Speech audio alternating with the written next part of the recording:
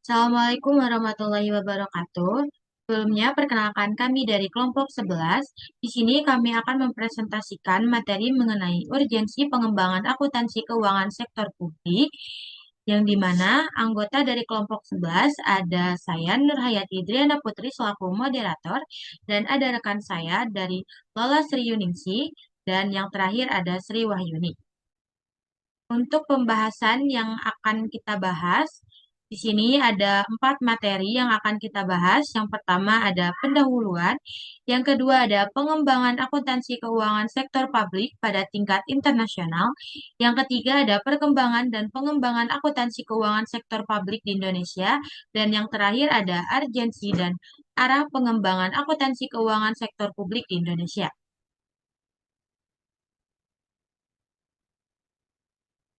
Untuk materi yang pertama, di sini ada pendahuluan. Seiring dengan perkembangnya perekonomian dan teknologi informasi, akuntansi berkembang sangat pesat, baik sebagai sebuah ilmu maupun sebagai instrumen. Pada sektor swasta, akuntansi berkembang seiring dengan dinamika modal bisnis yang juga berkembang sangat cepat. Dalam era teknologi, informasi, dan globalisasi yang semakin mendekatkan seluruh entitas usaha, tidak lagi berbatas pada lokal geografis, meskipun tidak dalam kecepatan yang sama, akuntansi sektor publik juga mengalami perkembangan yang pesat. Akuntansi sektor publik memiliki dimensi dan ruang lingkup yang cukup luas, yang menyisakan banyak ruang untuk pengembangannya. Ruang pengembangan tersebut sangat terlihat, terutama pada akuntansi pemerintahan sebagai bagian terbesar dari akuntansi sektor publik. Akuntansi pemerintah yang maju sebagai bagian dari akuntansi sektor publik akan mendukung upaya pemerintah mewujudkan good public governance melalui pengembangan keuangan negara yang transparan dan akuntabel. Di sini ada pengembangan akuntansi keuangan sektor publik pada tingkat internasional yang akan dijelaskan oleh rekan saya kepada Saudari Lola Sri Yuningsi. Kepadanya dipersilakan. Yang pertama ada pengembangan akuntansi keuangan sektor publik pada tingkat internasional. Yang ke-1 ada penerapan pada basis akrual. Pada akuntansi sektor publik, salah satu tonggak pencapaian dalam perkembangan akuntansi sektor publik adalah mulai beralihnya basis akuntansi yang digunakan, yaitu dari basis kas menjadi basis akrual, yang menjadi tonggak sejarah era transparansi dan akuntabilitas yang lebih baik untuk mendukung perwujudan good public governance. Berdasarkan data yang telah dimiliki oleh International Public Sector Accounting Standard Board atau IPSASB pada tahun 2018, pada sekitar 15 negara yang disurvei, lebih kurang 36%-nya telah menerapkan akuntansi berbasis akrual dalam laporan keuangannya. Jumlah negara yang menerapkan basis akrual diperkirakan terus meningkat masa mendatang.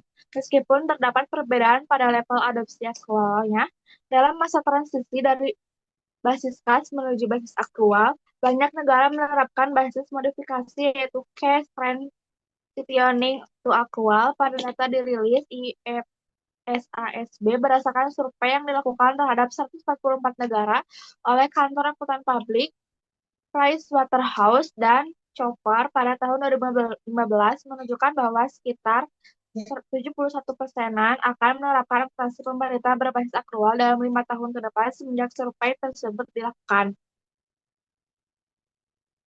Perubahan basis akuntansi dari kas menuju aktual penuh membawa dampak terhadap perubahan tahapan catatan dan jenis laporan keuangan yang dihasilkan.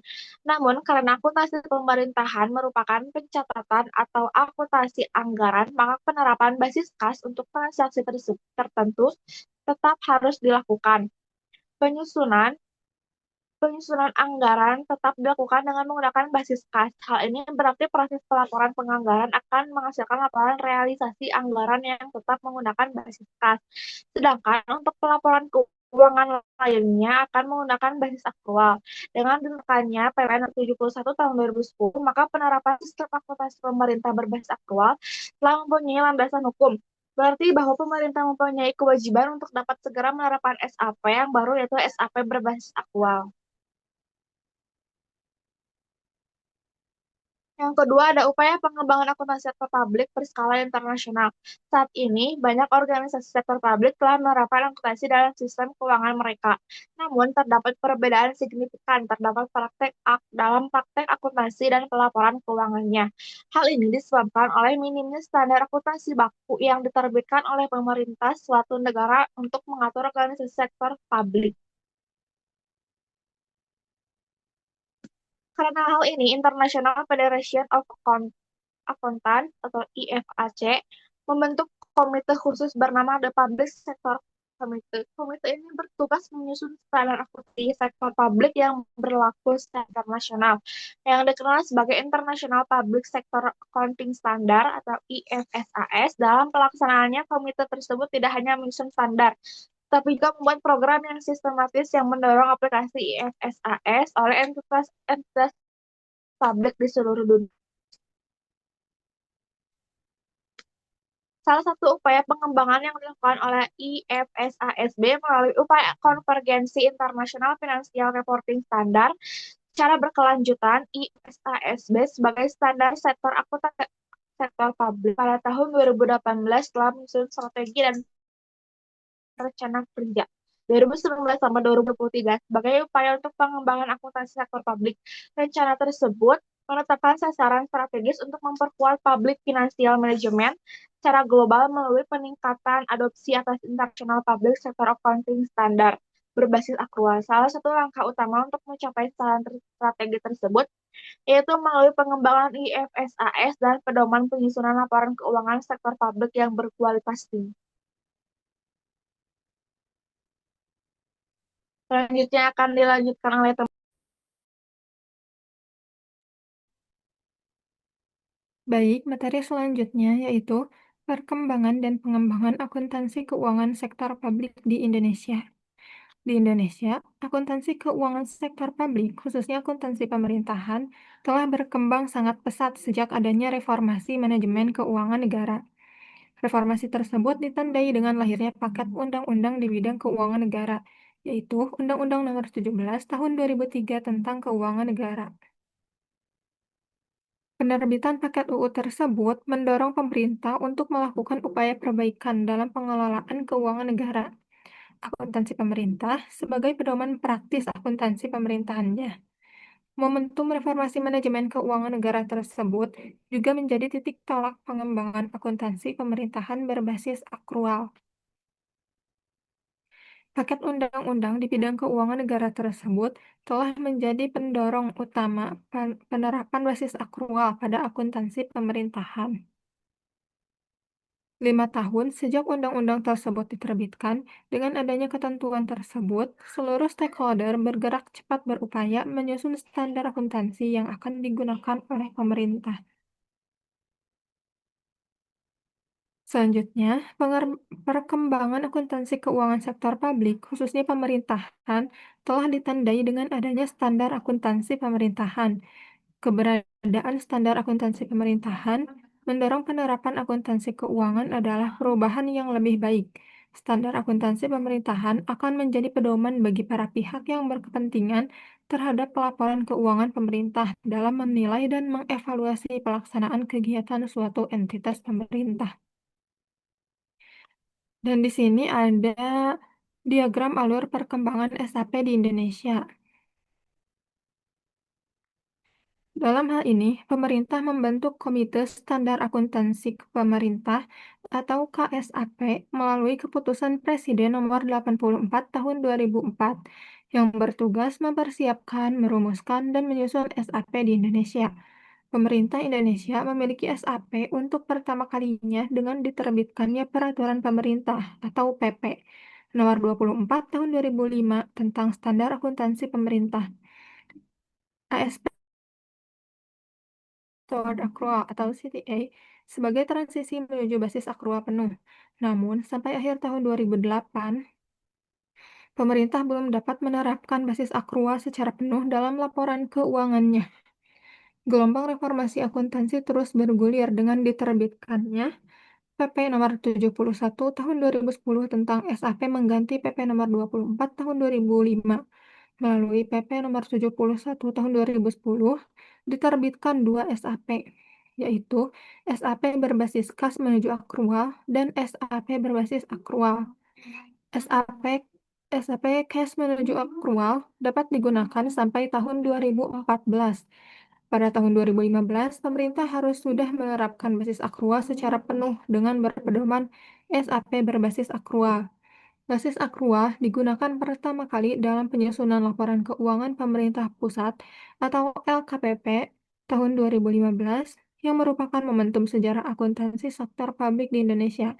Dan LKPP tersebut tahun 2016 mendapat opini wajar tanpa pengecualian oleh BPK untuk pertama kalinya.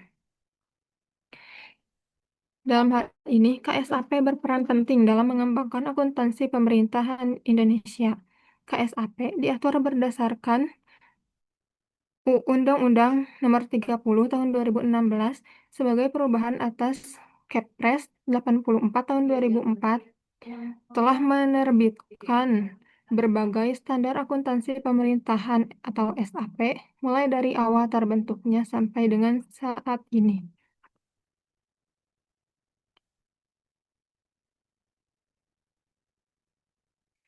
Selanjutnya ada tujuan pengembangan akuntansi pemerintah yang baru. Merancang sistem akuntansi. Yang pertama, merancang sistem akuntansi pemerintah pusat dan daerah. Yang kedua, menyusun standar dan prinsip akuntansi pemerintahan. Yang ketiga, membentuk pusat pengembangan akuntansi pemerintahan di Departemen Keuangan. Dan yang keempat, melakukan pelatihan, pembinaan, pengawasan, dan monitoring, serta evaluasi pelaksanaan sistem akuntansi pemerintahan secara terus-menerus.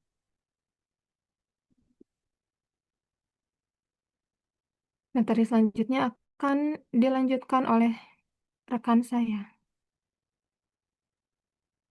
Baik, untuk selanjutnya yaitu ada urgensi dan arah pengembangan akuntansi keuangan sektor publik di Indonesia. Yang pertama ada tantangan dan permasalahan yang menuntut pengembangan akuntansi keuangan sektor publik di Indonesia. Kebijakan yang ditetapkan pelaksanaan pembangunan sering kali membawa konsekuensi adanya mekanisme pengelolaan keuangan publik yang sebelumnya belum pernah dilaksanakan. Salah satu contohnya terkait dengan pertanggungjawaban pengelolaan dana desa. Kebijakan yang dilaksanakan berdasarkan Undang-Undang Nomor 6 Tahun 2014 tentang desa tersebut memunculkan kewajiban pemerintah desa untuk menyusun laporan keuangan atas pengelolaan dan desa.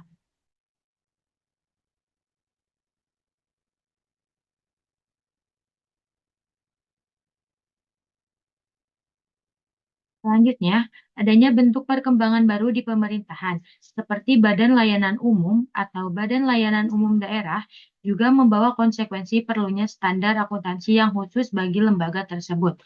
Pola pengelolaan keuangan melalui bentuk BLU atau BLUD merupakan upaya terobosan dalam pengelolaan keuangan negara yang diatur berdasarkan PP Nomor 23 Tahun 2003 tentang pengelolaan keuangan Badan Layanan Umum, sebagaimana telah beberapa kali diubah, terakhir dengan PP Nomor 74 Tahun 2012, pengelolaan keuangan BLU atau BLUD menggunakan pola hybrid yang berbeda dengan unit kerja pemerintah yang telah ada sebelumnya.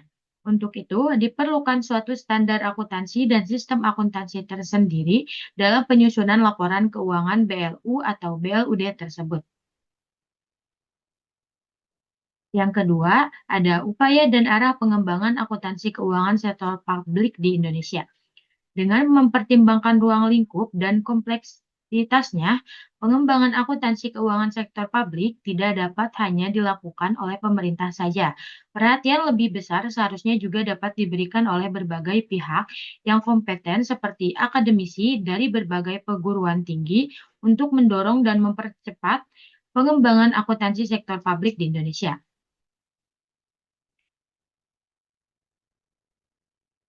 Selanjutnya, salah satu bentuk keterlibatan organisasi profesi akuntansi yang berkontribusi positif terhadap pengembangan akuntansi sektor publik adalah yang dilakukan oleh Ikatan Akuntansi Indonesia atau IAI. IAI secara aktif terlibat dengan para stakeholder-nya dalam merumuskan berbagai panduan bagi sektor publik antara lain. Yang pertama ada pedoman akuntansi dana desa, yang kedua ada pedoman pelaporan dana kampanye, yang ketiga pedoman akuntansi pesantren, dan yang terakhir ada Policy Bright, pengelolaan BLU atau BLUD. Hal ini menunjukkan bahwa IAI sebagai organisasi profesi memiliki kontribusi positif dalam pengembangan akuntansi sektor publik di Indonesia. Seba- Sebagai organisasi profesi yang menaungi seluruh akuntan profesional Indonesia, IAI merupakan standar setter akuntansi keuangan sektor privat. Namun demikian, IAI juga memiliki kompartemen akuntan sektor publik yang beranggotakan akuntan profesional yang berlipat di sektor publik. IAI sampai dengan saat ini telah menerbitkan beberapa standar akuntansi bagi sektor publik, antara lain Pernyataan Standar Akuntansi Keuangan Nomor 109 Tahun 2010 tentang akuntansi zakat dan infak atau sedekah, PSAK Nomor 45 Tahun 1997 tentang pelaporan keuangan entitas nirlaba telah direvisi pada tahun 2011 sehingga dapat digunakan juga oleh organisasi nirlaba yang berasal dari pemerintahan. Dan saat ini juga telah menerbitkan draft exposure PSAK nomor 112 tentang akuntansi wakaf.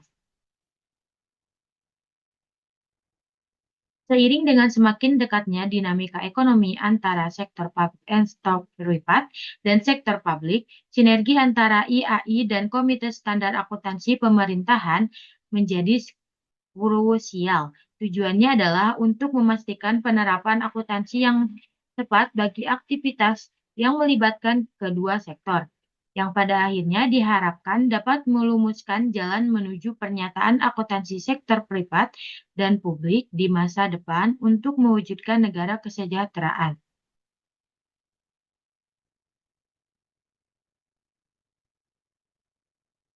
Dan yang terakhir ada kesimpulan, secara global terdapat tantangan signifikasi dalam praktik akuntansi dan pelaporan keuangan entitas sektor publik akibat kurangnya standar buku yang seragam, yang mengakibatkan inkonsistensi dan menghambat komparabilitas serta evaluasi kinerja.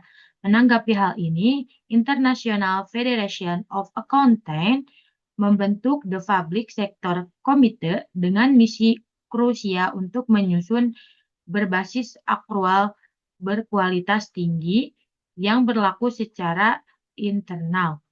Tujuannya adalah untuk secara fundamental meningkatkan kualitas pelaporan keuangan secara umum, memungkinkan penilaian yang lebih baik terhadap alokasi sumber daya pemerintahan, serta secara signifikan memperkuat transparansi akuntabilitas dan komparabilitas laporan keuangan antar negara. Lebih lanjut, IPSAS berfungsi sebagai fondasi yang kokoh untuk mengevaluasi posisi keuangan dan kinerja historis, serta mendukung pengembangan dan pengembalian keputusan yang lebih informatif dan berbasis bukti di sektor publik global.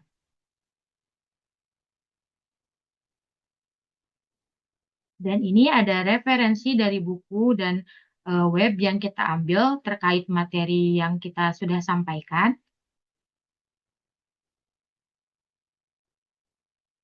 Alhamdulillahirrabbilalamin, sesi penyampaian materi telah selesai. Mohon maaf apabila ada kesalahan dan kekurangannya. Sekian dari kami dari kelompok 11, pamit undur diri. Wassalamualaikum warahmatullahi wabarakatuh.